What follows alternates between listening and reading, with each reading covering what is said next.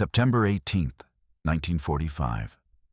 Somewhere in the English Midlands, the mist clung low over the barracks, turning the world into a quiet gray. The war had been over for 4 months, but inside the wooden huts of Camp 186, it hadn't yet ended for the women who slept in rows of iron cots. When the knock came, it was small and deliberate. 3 soft taps against the door. Nothing like the thunder that once shook the bunkers of Hamburg. Yet to Greta Hoffmann, it might as well have been artillery. Her body jolted before she was awake, her breath catching like a trapped bird's. Around her, 17 women froze. Motionless beneath coarse blankets, their hearts pacing to the rhythm of old alarms. The hinges groaned. Light seeped in. 2 British soldiers appeared, not with rifles, not with bayonets, but with a clipboard and a canvas sack. The taller one, a corporal, cleared his throat before speaking. "Morning. You'll report for hygiene detail." The words were plain, almost gentle. But to the women who had lived through years of command, shouted in German, gentleness was the most frightening thing of all. Greta sat up slowly, her hair tangled and damp with the sweat of uneasy dreams. She was 23. Once she'd been a secretary for the Gau office in Hamburg, her world precise and proud. Now, she was a number scribbled in pencil. A foreigner behind wire. No one moved until the corporal added, "There's hot water waiting." The room seemed to tighten. Hot water. The phrase echoed strangely. In the ruins of their old city, water had meant something else. Collapsed pipes, dust, thirst. And here, in a place that smelled of wet grass and coal smoke, they were being offered warmth. No one spoke. Even the birds outside seemed to hold their breath. The younger guard, barely more than a boy, looked at them with an awkward sort of pity. He set the canvas sack on the floor, nodding toward it. Inside were small bars of soap, each wrapped in brown paper stamped with a Royal Army Medical Corps emblem. The women stared as if they were explosives. The corporal's voice softened. "You'll be escorted to the washhouse. 15 minutes. Then they stepped back into the morning, leaving the door open to a draft of cold air that smelled faintly of cows and smoke. Greta swung her feet to the floor. The boards were cold against her skin. Around her, the other women began to stir. Ilse muttering under her breath, Margot clutching her blanket to her chest. One of them whispered, "Showers, like in the camps." The words drifted through the room like a chill. They'd all heard rumors of gas, of trains, of the silence that followed. Even those who didn't believe still feared the possibility. Greta wanted to say it couldn't be true here, not under this soft English sky. But the thought died before it reached her tongue. Outside, the camp came alive. The clang of a bell somewhere near the mess hut, the bleating of sheep from the far paddock. From beyond the wire, a dog barked twice, then fell quiet. The sound of normal life was more unnerving than the sirens had ever been. Greta reached for her coat, buttoning it to the throat. Her hands shook. The collar still smelled faintly of smoke and soap, the last of what she'd brought from home. She remembered the old apartment on Königstrasse, the window blown out by an air raid, her mother's voice calling from somewhere beneath the rubble. That memory had followed her through surrender, through capture, through the long train ride that had crossed a Europe of ashes. Now, standing in a wooden hut in England, she realized the same fear still lived inside her, untouched by victory or defeat. The women filed out in silence, their breath rising in the cool air. The guards walked ahead, not behind, a strange courtesy that confused them. The camp was surrounded by fields, the grass slick with dew. Beyond the fences, cattle moved in slow shapes through the fog. As they walked toward the low building that served as the washhouse, Greta noticed a group of men near the fence. Farmers, drovers from the neighboring village. Their clothes were rough, their faces lined from weather and work. One of them raised a hand in greeting, a gesture so casual it startled her. The guard nodded back. They reached the washhouse. The door was open, steam drifting out in pale curls. The smell of soap and damp wood filled the air. Inside, pipes rattled. Somewhere, water was running. Steady, continuous, 2 at a time, the corporal said, glancing at his clipboard. Clean uniforms will be issued after. He hesitated, then added quietly, no one will be watching. It was meant to reassure. It didn't. Greta stepped through the doorway with Ilse beside her. The floor was stone, slick from condensation. A row of cubicles stood along one wall, simple, functional, not the tiled chambers of nightmares, but still too reminiscent of them. She placed her hand against the wall. It was warm. Real hot water, then. Not gas, not trickery. Her throat tightened. From outside came the low sound of voices. Men's voices, muffled by distance. Greta turned. Through the small window, she saw the drovers waiting near the fence, their caps pulled low, their breath forming small white clouds. They stood with their backs turned, hands clasped, as if performing some old ritual of decency. They were waiting for the women to finish before leading the cattle past. It was such a small act. And yet it broke something open in her.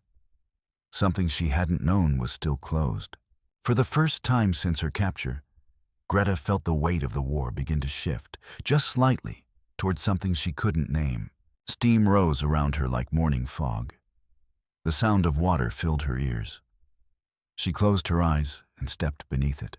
For a moment the war disappeared, but when the water stopped, the silence came rushing back, heavy, complete. Greta stood still, the droplets tracing slow paths down her skin, cooling against the morning air. The small cubicles smelled of soap, iron, and something older. Wood that had absorbed the breath of thousands before her. She didn't know how long she had been standing there until Ilse's hand touched her shoulder. "Greta," she whispered, voice unsteady, "we should dress." The uniforms lay folded on a bench outside the shower stalls. Plain wool dresses, coarse stockings, heavy undergarments marked with POW in black stencil. They were clean, pressed. Someone had taken the time. When Greta stepped back into the open air, her hair still damp, she found the drovers had gone. Only the faint prints of their boots remained in the mud, parallel lines that led back toward the fields. In their absence hung a strange quiet. Not the fearful quiet of waiting for orders, but something gentler, something that felt like being left alone on purpose. She realized then that no one had shouted at them. No guards barked commands. The two soldiers simply noted the completion of the task and told them to report to the mess hut for breakfast. The women hesitated. They had learned not to trust generosity. It was often followed by punishment. But the smell of something cooking, porridge, maybe, and tea, drifted across the yard, too real to ignore. They walked in a loose line through the camp.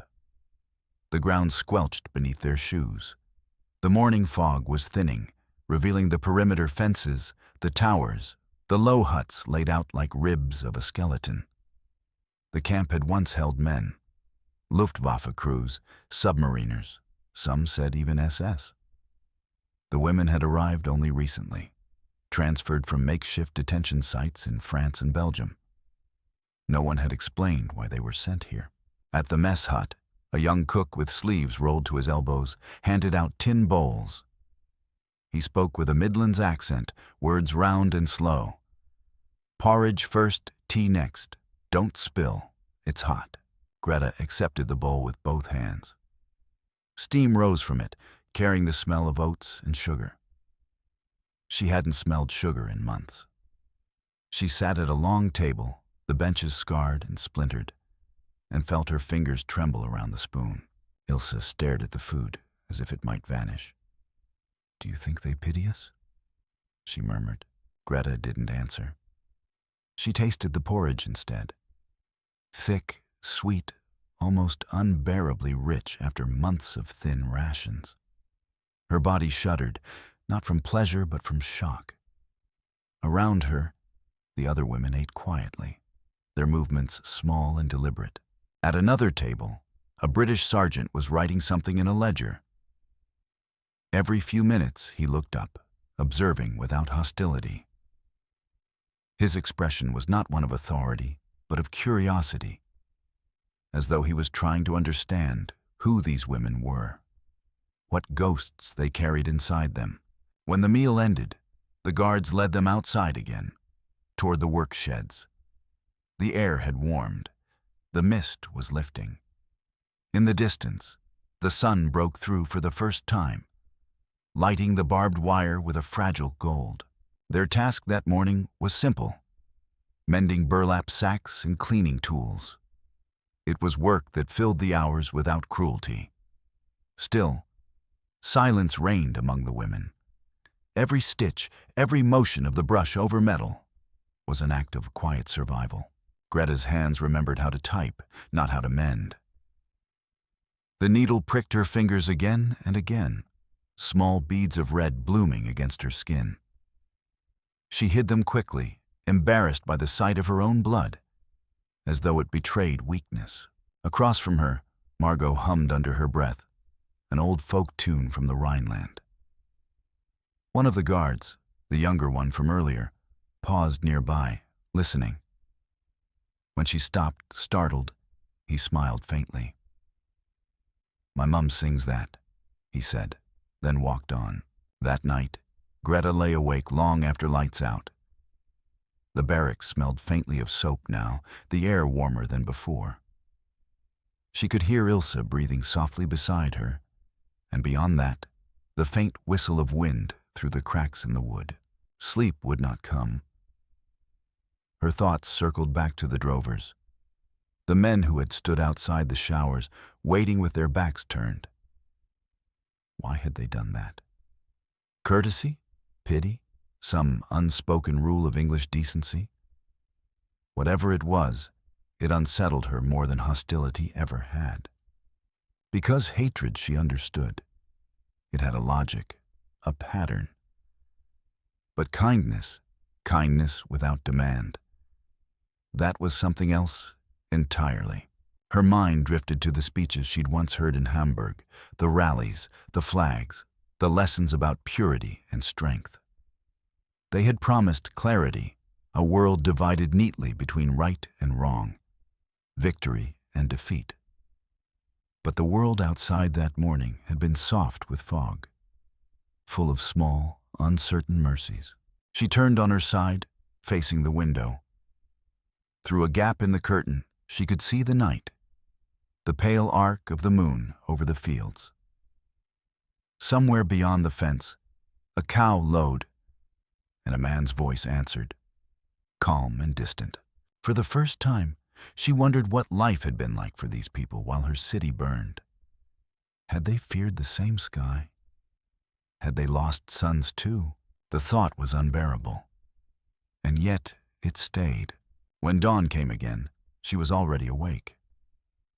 A thin light spilled across the floorboards, turning them silver. She sat up slowly, her breath clouding in the cool air. In the distance, a bell rang. Not an alarm, a farm bell. Somewhere, breakfast was being prepared. Somewhere, life continued. She thought of the soap in her hand yesterday, the warmth of the water running down her back, the men waiting silently by the fence. Small things, ordinary things. And yet, each one had begun to chip away at the wall inside her, the wall built from years of slogans and fear. She didn't know it yet, but that wall was crumbling. The next morning began not with fear, but with the quiet rhythm of routine. The women rose at dawn, folded their blankets, and lined up for roll call. The air was cold, the kind that bit gently at the skin, but it no longer felt like punishment. The fog lifted early, revealing the fields beyond the wire. Pale gold now, the wheat already harvested, leaving only the scent of straw and wet soil. When the guards arrived, there was no shouting. The corporal nodded to them, clipboard in hand. Same order. Hygiene detail. Greta blinked. Again? The same ritual as yesterday? She looked toward the washhouse in the distance, the small brick building with its thin chimney and rattling pipes. Steam rose faintly from the roof. A murmur ran through the line. Some women tensed, others sighed. But no one refused. They marched across the yard in pairs, boots crunching softly on gravel. The morning light had a bluish cast, still new and cold. Birds perched on the fence wire, their songs threading through the stillness. When they reached the washhouse, Greta noticed something she hadn't the day before. A cart standing near the fence, its wooden sides slick with dew. A pair of horses snorted, stamping at the ground. Beside them, 3 men, the drovers again, waited with folded arms. They were older than the soldiers. Weathered faces beneath flat caps, clothes patched and mended. One had a pipe clenched between his teeth. Another leaned on the cart shaft, eyes half closed as if lost in thought. When the women approached, the men turned away automatically. Not dramatically, not in show, but with the simple reflex of those raised to give privacy. The corporal cleared his throat. They'll be waiting until we're done. Don't mind them. But Greta did mind, though not in the way she expected. The men's quiet respect unsettled her, stirring an ache she couldn't name.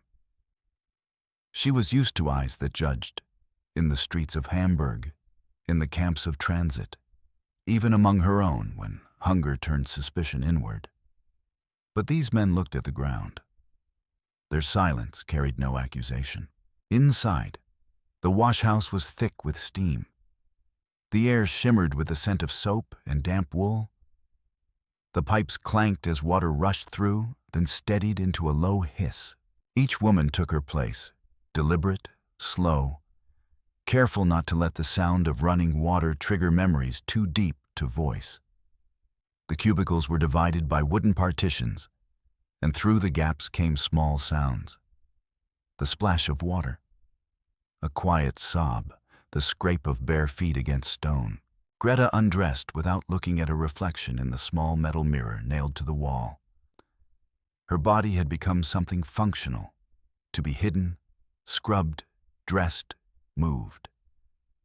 Yet, as the warm water hit her shoulders, she felt an almost unbearable wave of release, like thawing ice. It wasn't just dirt washing away. It was the weight of months. The marches, the surrender, the way people had stopped calling her by name. The warmth reached her spine, and something inside her cracked open, releasing tears she hadn't allowed to fall since the firestorm in Hamburg. She bit her lip to silence the sob. But Ilse, 2 stalls away, heard and said softly, "It's all right, Greta. No one will think less of you." That single sentence, spoken in the steamy air of a prisoner's washhouse, became something sacred.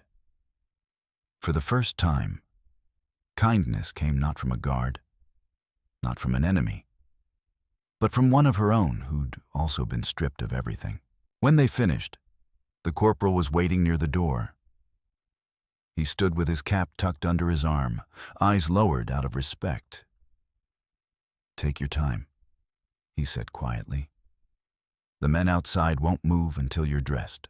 Greta nodded, but said nothing. As she dried herself with a rough towel, she could hear the faint sound of boots shifting on gravel outside. The drovers adjusting their stance, perhaps murmuring about the weather, perhaps just waiting. When she stepped out into the air again, her hair still damp and clinging to her neck, The sun had risen higher. The drovers stood by their cart, horses grazing idly at the grass near the fence. One of the men, the oldest, glanced her way and gave a small, respectful nod, then looked down at his hands again. She felt heat rise in her cheeks, not from shame this time, but from something gentler, bewildering in its simplicity. Respect. After years of degradation, here was a man who treated her not as an enemy, not as a woman to pity, but as another soul who deserved space. Ilse whispered beside her, "They stand guard without guarding." Greta smiled faintly. "Yes," she said, "like they're protecting our dignity from the world." The guards dismissed them to the barracks. As they walked back, the women's steps felt lighter, their faces less guarded. One even hummed, a sound that startled the crows on the wire into flight. That afternoon, while mending uniforms in the sewing hut, Greta saw one of the drovers pass again beyond the fence, leading his horses toward the field. He carried himself with the slow, patient rhythm of someone who had survived more winters than he counted. As he passed, he touched the brim of his cap, a small salute. It was then she realized. The world had already begun to rebuild, quietly, without speeches or banners. In the space between enemies, something human was reawakening. That night, lying on her cot, Greta thought of the sound of water running down her back, of the men waiting outside the wash house, of the corporal's careful words.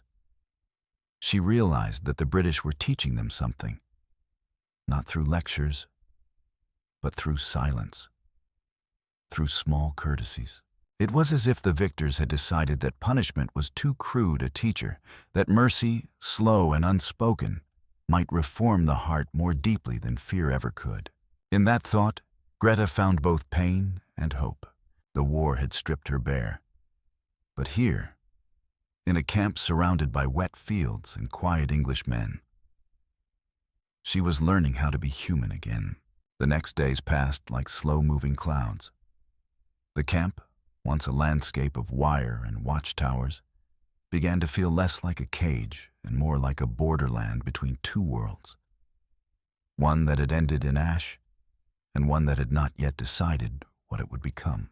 Greta noticed small changes. The guards no longer kept their hands near their belts when speaking to the women. The mess hall line no longer felt like a test. The corporal began greeting them, not as numbers, but by their names, carefully pronounced from his clipboard. Hoffman, Miller, Becker, Kruger. His tone was steady, without mockery. Each syllable returned to the women something they hadn't realized they'd lost. Identity. But what none of them could quite name was how much the presence of the drovers had come to mean. Every morning, the men appeared by the fence, always the same three, arriving with their horses just after dawn. They were not guards or soldiers, but farmers from the nearby village, hired to move livestock past the camp perimeter on their way to the rail depot. Yet somehow, their timing always coincided with the women's wash hour. And every time, they waited. They did not peek. They did not linger too close. They simply stood, caps pulled low, pipe smoke curling up into the cold air. When the women emerged from the wash house, the drovers would quietly nod, as if acknowledging not captives, but neighbors. It unsettled the women at first. In the Reich, they'd been taught to despise pity from enemies, to see every gesture of politeness as disguise. Yet the drovers' silence held no pretense. It was older than war, a courtesy drawn from the earth itself, from the rhythm of working men who respected privacy because they had so little of their own. One morning, as Greta and Ilse walked to the wash house, they heard laughter.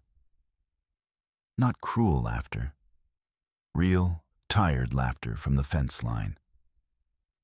One of the drovers had slipped in the mud, and his mates were teasing him in that gentle country way that carried no malice. For a moment, the sound reached the women like sunlight through fog. Greta found herself smiling, just slightly, and then caught herself. It felt dangerous to smile. She had not done so freely in years, but the warmth remained. Inside the washhouse, she stood beneath the stream of water and thought of the men outside, their patience, their simple decency. They were the first men she'd seen since the surrender who did not look at her with hunger or hate. That realization stung like salt on a wound. When she emerged again, the oldest drover, a man with a gray beard and eyes the color of rain, tipped his cap. He said something softly to the corporal, too far for her to hear. The corporal nodded and smiled faintly. Later that day, the corporal approached the women during field duty. "Old Mr. Latham," he said, "the farmer from over the ridge. He asked if the ladies might take a walk near the lower paddock one morning. Says it's good air there and there's nothing to fear." He thought, "You might like the flowers." The women froze, unsure how to respond. Greta looked at him, frowning. "Flowers?" He shrugged. "The field's full of them this time of year." He said it would do you good to see something beautiful again. There was a long silence before Ilse whispered, "Would they let us?" The corporal hesitated. "We'll see," he said. But there was a softness in his tone that hinted the answer would be yes. That night, Greta lay awake, staring at the dim light seeping through the cracks in the boards. She could hear the night insects outside, the creak of the fence wire in the wind. She tried to imagine what kind of man would make such a request. A farmer offering his meadow to prisoners. Not as charity, but as restoration. Her mind returned to her father, a baker who had once traded loaves for wildflowers from children in the neighborhood, even during the hunger of 43. "Beauty," he had told her once, "is not a luxury, Greta. It's a reminder that life hasn't surrendered." She had forgotten those words, until now. The next morning, when the guards told them to prepare for a short, supervised walk, a hush fell over the barracks. The women dressed carefully, almost ceremoniously. They walked out past the washhouse, past the line of drovers who stood as always, caps in hand. Mr. Latham, the gray-bearded one, stood by the gate. "Morning, ladies," he said in a voice as rough as burlap but kind. "Mind your step, ground soft after the rain." Beyond the gate, the field opened like a sea of light. Late summer had given way to early autumn. The grass was tall and pale, scattered with purple thistle and the last of the poppies. The women stepped hesitantly at first, then more freely, until the wind caught their skirts and laughter rose among them.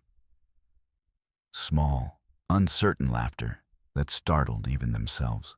Greta bent to touch a blade of grass. It was damp, cool, alive. She had not felt grass under her hands since before the bombings.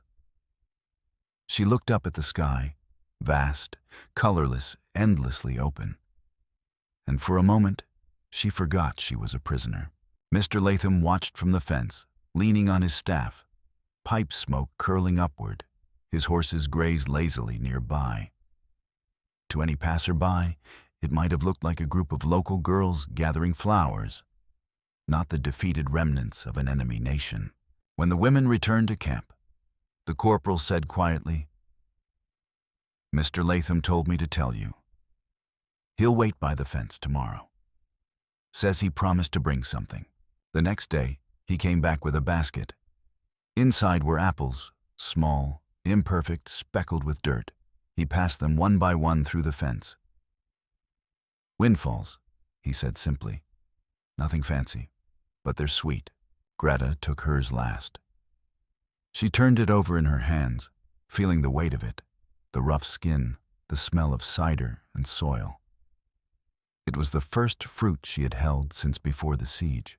When she bit into it, the taste burst through her like a forgotten memory. The world tilted, and for a heartbeat she could hear her mother's voice calling from an open window back in Hamburg, telling her to wash her hands before supper. Her eyes filled, but she smiled. Mr. Latham saw and nodded, not asking why. He simply tipped his cap again and walked away, the horses trailing behind him into the mist. That evening, as the sky turned violet, Greta sat outside the barracks, chewing the last bite of apple, and thought, perhaps the war didn't end in surrender. Perhaps it ends like this, one small act of respect at a time. The next morning, Greta stood once more beneath the pipe-fed stream of warm water, the third day in a row. But something had changed inside her. She no longer braced for cruelty or insult, no longer listened for footsteps or distant shouts. Her body, thin and bruised by war, had begun to trust the silence. Still, there was shame. She watched the droplets trace slow lines over her shoulders, across her chest, and down along the scars she had long stopped trying to hide. A burn from a kitchen fire in 43. A line across her calf where falling masonry had torn her during the last air raid on Hamburg. Her body, once cared for with perfumes and soft fabrics, had become functional, dull. A machine that moved through rubble and ration lines. Now, as she washed with army-issued soap, the steam lifting around her like a ghostly veil, Greta felt something unexpected.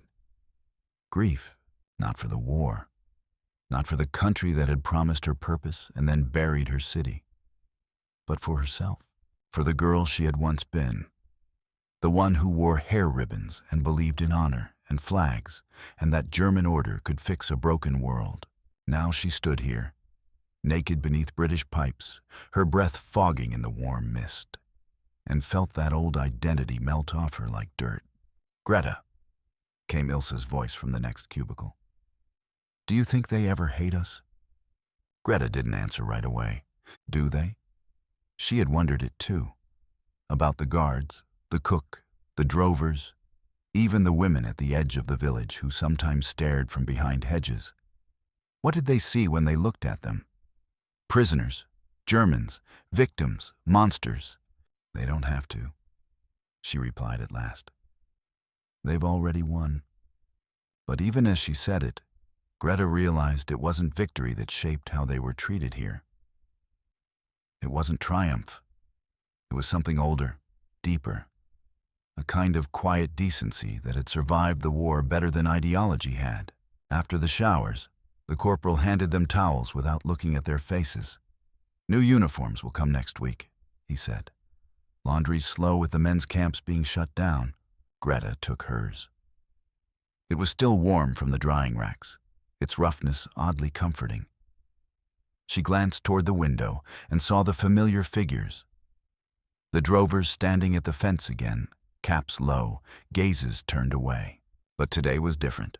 One of them, the youngest, maybe 30, with red-blonde stubble and thick farmer's hands, stepped forward just slightly when the women emerged. In his calloused palms, he held something wrapped in newspaper. The corporal looked at him, wary. The man nodded. For the ladies, from my wife, he said simply. He passed the parcel through the fence. Greta took it, cautious, slow, and unwrapped the newspaper. Inside were 3 small cakes, wrapped in wax paper, dusted faintly with sugar. They smelled faintly of cinnamon. For a moment, no one breathed. Greta looked up. Why?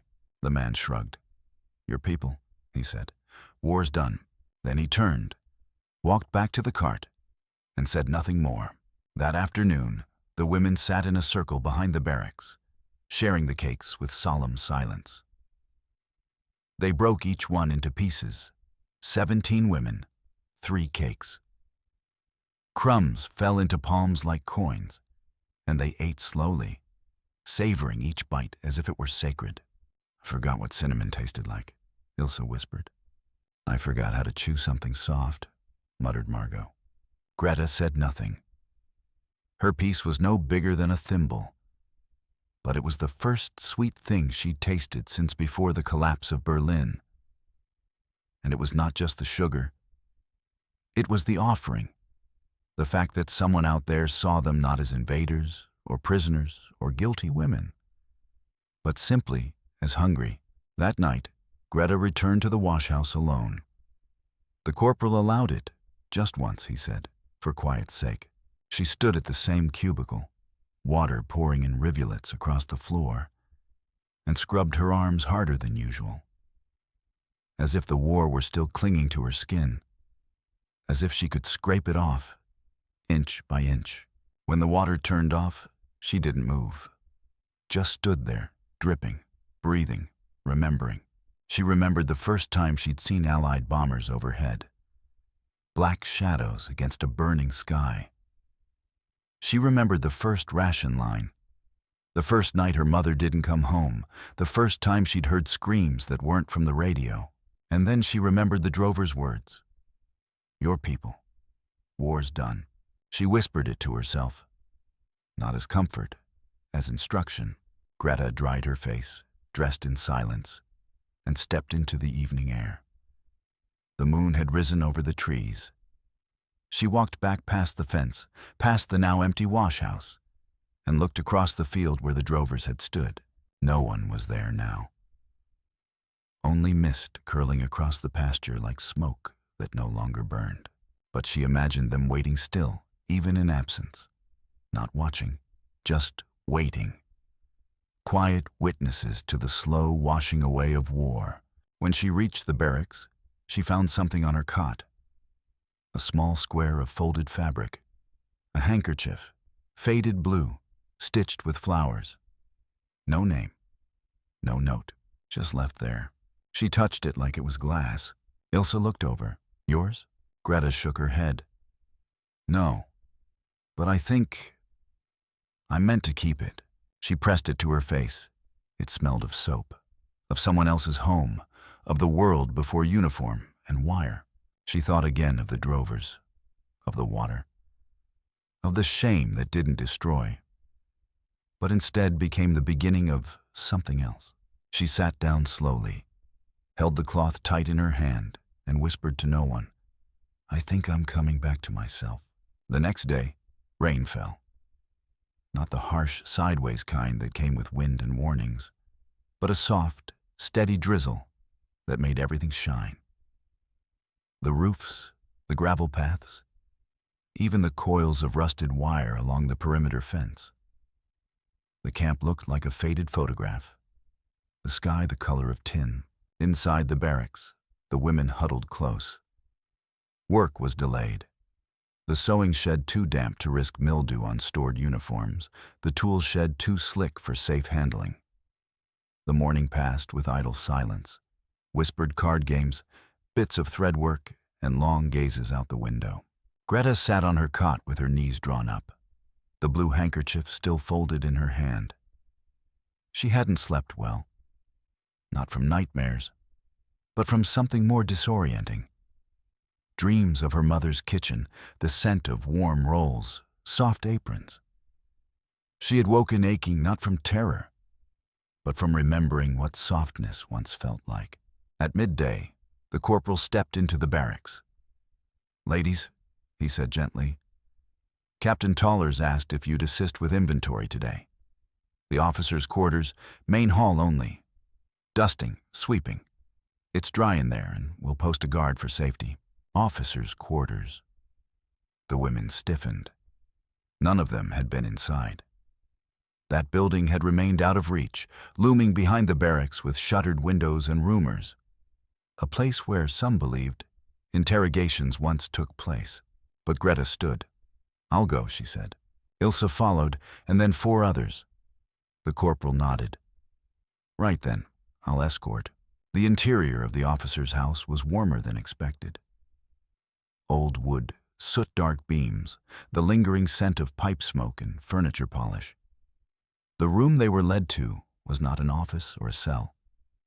It was a parlor. Cracked leather chairs, a cold hearth, A piano in the corner with a broken pedal. Dust lay over everything like ash. They were given rags, brushes, small buckets. The corporal stood by the door, arms crossed, his eyes distant. He wasn't watching them. He was listening. To the rain outside, to the quiet work of recovery. Greta moved to the corner, where a tall wooden mirror leaned against the wall. Its glass was streaked, cloudy with time and neglect. She began to wipe it gently, slow strokes with her cloth, and then she saw herself. It stopped her. Not a reflection, but what she looked like now. She saw the hollows beneath her cheekbones, the way her hair had lost its shine, the faint creases on her brow that hadn't been there at 20. Her hands, now steady, had once trembled during air raids. The woman staring back from the mirror wore no lipstick, no pride, no uniform of loyalty. Only the tired clothing of the defeated and eyes that no longer belonged to ideology. She had been raised to see the enemy as a twisted thing, weak, foreign, ill-disciplined. But now, standing barefoot on British floorboards, cloth in hand, the enemy looked back at her. And it was her own face. A tremor moved through her chest. Not fear, not disgust. Recognition. Ilse appeared beside her with a stack of books in her arms. She caught Greta's expression and paused. "What is it?" Greta didn't look away. "This mirror," she said softly. "It doesn't lie." Ilse followed her gaze, then blinked. "No," she whispered. "But we do, don't we? To ourselves, most of all." They stood there for a while, saying nothing. The mirror reflected both of them, women reduced and remade by war. Behind them, the corporal stepped forward. He cleared his throat. "That mirror was covered all through the war," he said, voice low. "Superstition, maybe. Officers said it brought bad luck to see yourself too clearly before battle." Greta turned to him. "Do you believe that?" He hesitated. "I believe sometimes a person needs to be blind to what they're becoming, to survive it." No one spoke for a moment. Then the corporal added, "But after the war, a person ought to look long and true." The women returned to their work. But something had shifted. The dusting became more deliberate.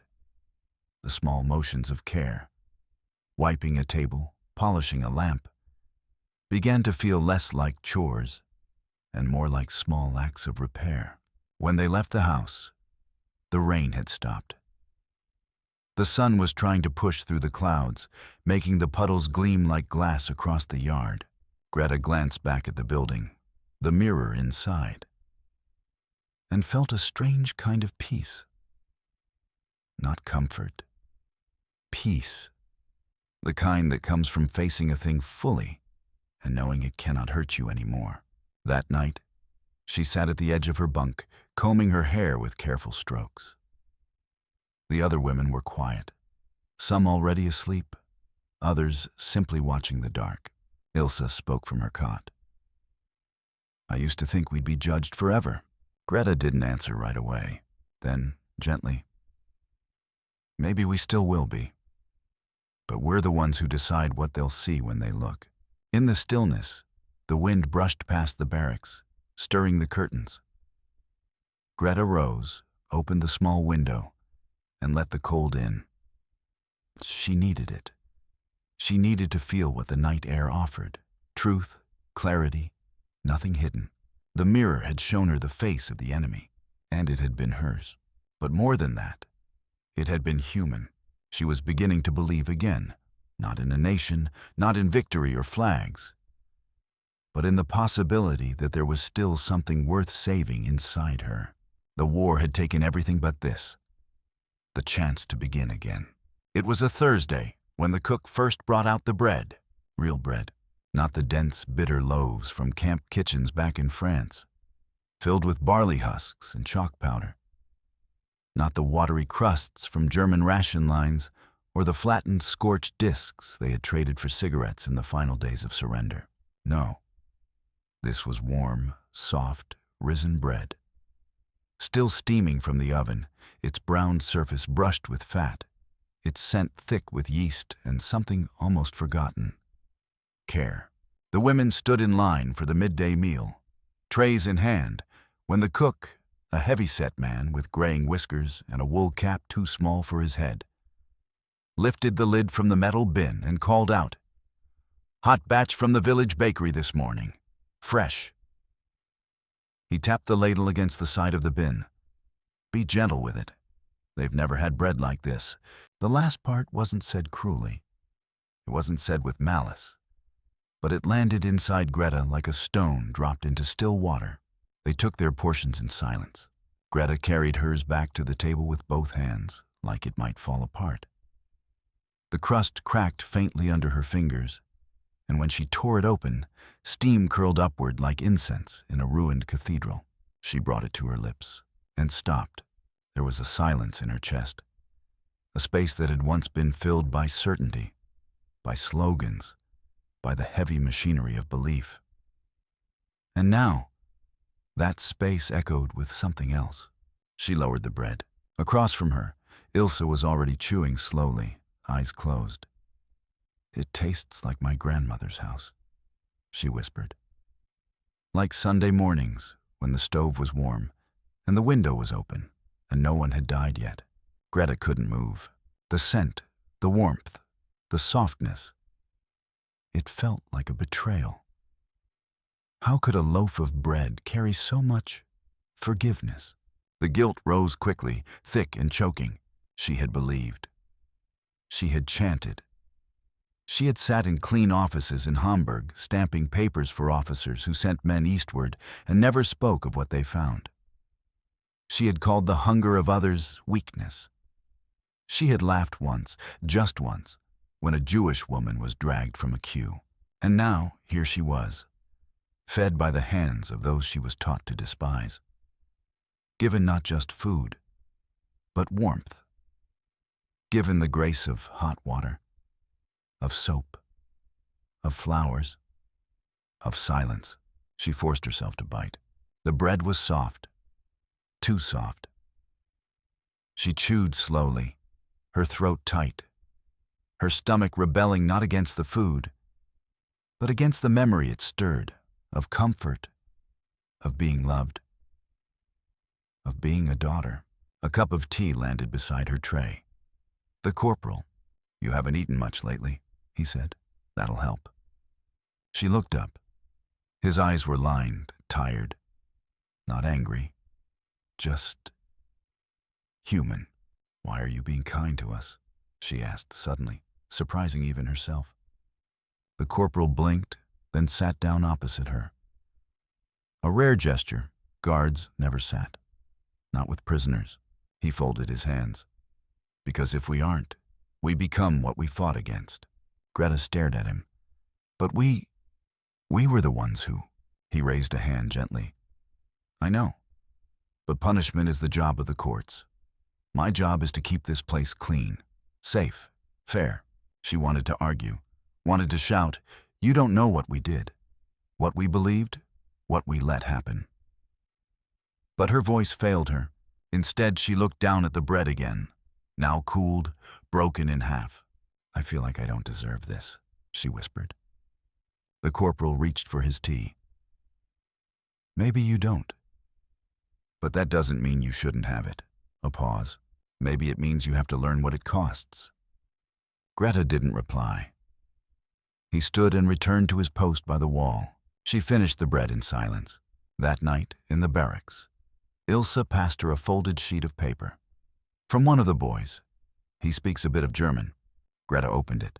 The handwriting was clumsy, the ink smudged. But the words were clear. "My mother said, even after the war, the bread must be shared. She baked extra this morning. No one told her to." Greta folded the note carefully and tucked it into the handkerchief. She sat in the dark, listening to the wind shift the canvas of the roof. There were no speeches in this camp, no ceremony, no apologies. But there were gestures, small mercies, placed quietly on trays and left at fence posts. They didn't erase the past, but they made it harder to run from. That night, Greta dreamed again of her mother. This time not in rubble, not screaming from under broken beams, but at a wooden table in a kitchen washed with sun.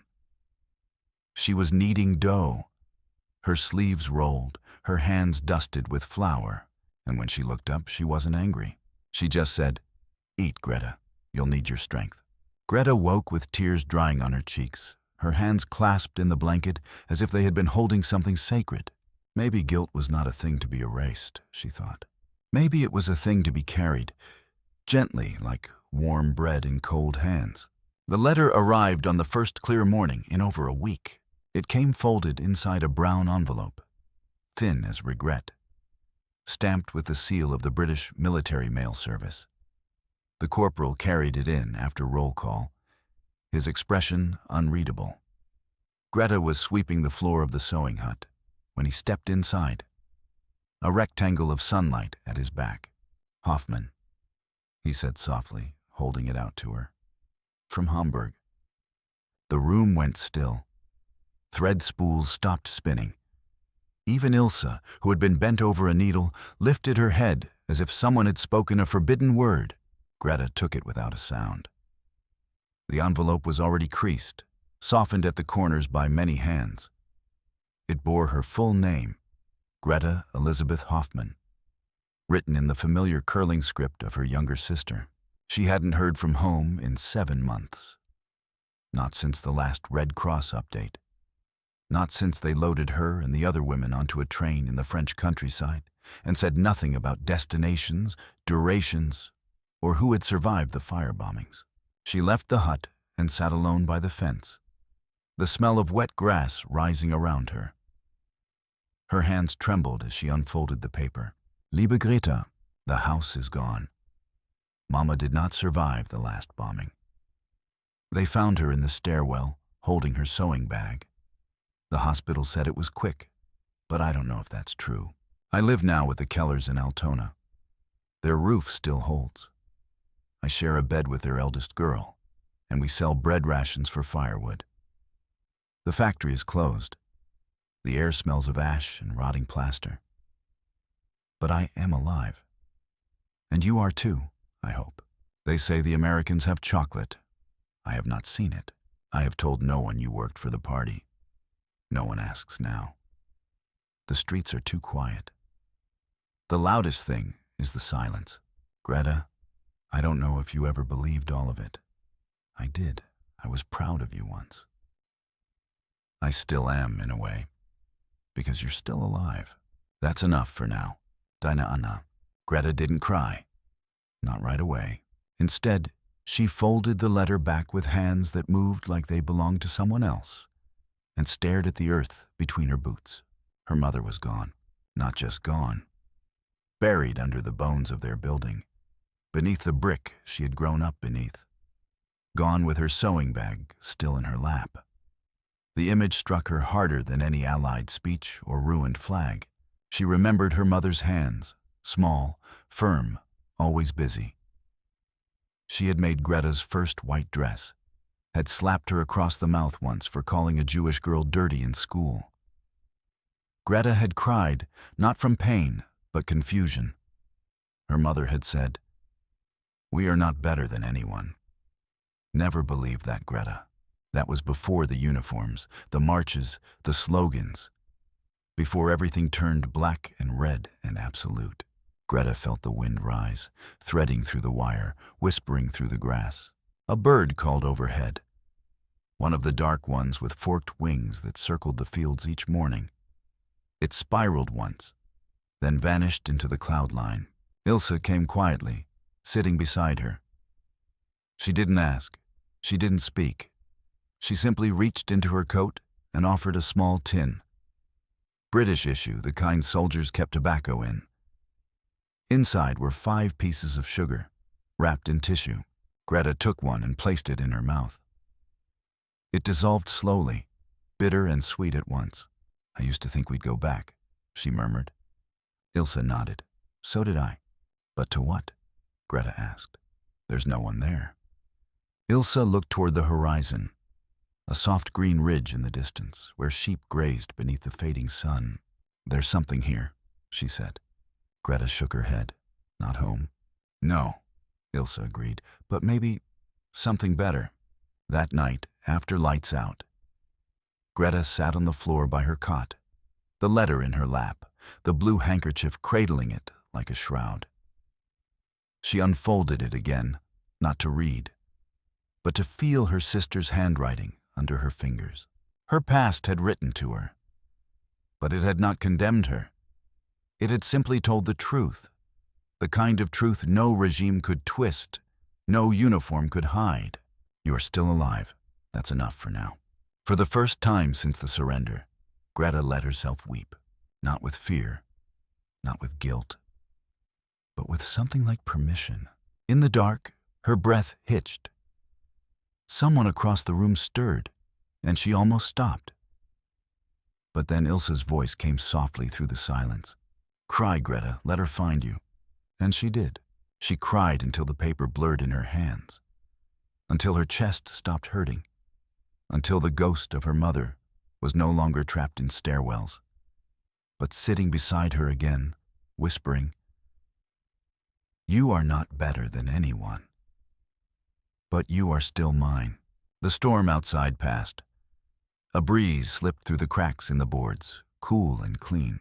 Somewhere beyond the fence, the cattle moved again. A dog barked once, then fell silent. Greta folded the letter one final time, pressed it to her chest, and closed her eyes. She would not return to the Germany she left behind, but perhaps something of her mother and of her sister could still be carried forward, not in loyalty, not in shame, but in memory. It was a Sunday when the chapel bell rang. They hadn't known the camp even had one. The bell had remained silent through weeks of labor, washing, and quiet reckonings. But now it called out, sudden and low, its tone soft as fog on morning fields. Greta sat up on her cot. The sound wasn't commanding, not the harsh clang of roll call or alarm. It was gentler, a suggestion more than a summons, a voice that didn't order but invited. Outside, the light was gold, not the thin blue haze of rain or the sterile brightness of the midday sun, but something warmer, late September light, honey-colored, filtered through thinning leaves. The corporal met them by the barracks door, unusually formal, hands behind his back. "Chaplain's opening the little service house today," he said. "Voluntary, non-denominational, if that helps. Nothing forced." Some women stirred, others turned away. Too many prayers had been twisted in their lifetimes, into oaths, into banners, into justifications. God had been spoken of often in the Reich. Greta had stopped believing in him long before Hamburg burned, but Ilsa rose quietly and said, "I'd like to go." Greta followed. The chapel was a simple structure, stone and wood, with ivy crawling up one side and a rusted iron cross barely visible above the threshold. It had been a gardener's hut once, long before war repurposed everything. Inside, it was dim and bare. No stained glass, no statues, just rows of wooden benches, a table that served as altar, and a piano with 3 chipped keys. Candles glowed along the walls, their light flickering against the damp stones. There were no guards inside. Only the chaplain, a tall man with graying hair and rough palms, dressed in a plain wool coat with no insignia. He stood near the front and nodded at each woman who entered, but did not speak. Greta took a seat in the 3rd row, Ilsa beside her, Margot and Frida not far behind. The benches creaked with breath and weight. But otherwise, silence, and that was the service. No sermon, no hymns, no scripture, just silence. The kind of silence that stretches not because no one has words, but because words would ruin it. For a long time they sat, Germans, prisoners, women who had once believed, and women who never had. They sat among rough-hewn pews with calloused hands folded or resting open, and no one dared break the stillness. Greta stared at the table. Not quite an altar, just old wood polished by time. Upon it sat a white cloth, 2 small bowls, and a book unopened. Behind it, a narrow window let in a single beam of clean light. Dust floated in it, like ash, like snow. And suddenly, Greta remembered something, a moment from her girlhood, long before the banners, before the offices, before ideology hardened the world. She had been 10. Her mother had taken her to a Lutheran service during winter. She hadn't understood the words, not really. But she had felt the hush when the preacher paused before speaking the Lord's name, the reverence in that stillness, the dignity in restraint. She remembered her mother folding her gloved hands in her lap, whispering, "Stillness, Greta. That's when God listens the closest." Now, sitting in a chapel with no pulpit, no scripture, no choir, Greta felt that stillness return. She didn't know if God was listening, but the silence felt clean, and for the first time, she prayed, not for forgiveness. She wasn't ready for that. Not for her mother. She knew somehow that her mother had found her peace, but for the strength to carry her memory well. She whispered it inside her own ribs, like a promise etched into breath. When the candles burned low, the chaplain stepped forward at last. He didn't rise to the table. He simply stood beside the benches and spoke without elevation. "No guilt needs to be louder than grace," he said. "Not here, not now." Then he bowed his head, turned and left. One by one, the women followed. No one spoke, not even Ilsa. Outside, the sun had risen higher. The mist burned away. A wind stirred the drying leaves along the fence, their golden tips catching light like fire without heat. Greta walked slowly back toward the barracks, her shadow long before her. She passed the drovers again, Mr. Latham among them, his cart creaking with hay. He tipped his cap, as always. But this time, she stopped. "Thank your wife for the cakes," she said. He smiled gently. "She says next time she'll bake apple ones." Greta nodded, then added, "They helped." "She said they would," he replied, then turned back to his work. In the barracks that evening, Greta unfolded Anna's letter again. She smoothed its creases, then placed it inside a small box made of folded cardboard and string. Beside it, she placed the sugar tin, the handkerchief, a thistle flower from the meadow walk. She called it her altar, not to mourn, to remember, to begin. In the darkness, she lay down and listened to the wind move gently outside the wooden walls, not howling now, not warning, just moving, like a breath exhaled by a world learning to forgive itself. Dawn came not with noise, but with gentleness. The camp stirred slowly, as if reluctant to break the quiet that had settled over it since the chapel service. The sun eased up over the distant hills, and for the first time in weeks, the mist did not rise. The world was clear. Greta stepped outside barefoot, the dirt cool beneath her feet. The sky above the wire was streaked with soft pinks and pale golds, the kind of light that doesn't shout its arrival. It simply arrives and stays. She stood there for a long moment, letting the cold cling to her ankles, listening. No bells, no boots, no shouted names, only birdsong. Behind her, the barracks door creaked and Ilsa emerged, rubbing sleep from her eyes. "You're up early?" she whispered. "I couldn't sleep," Greta said. But I wasn't restless, just awake. They stood side by side in silence, watching the morning unwrap the day.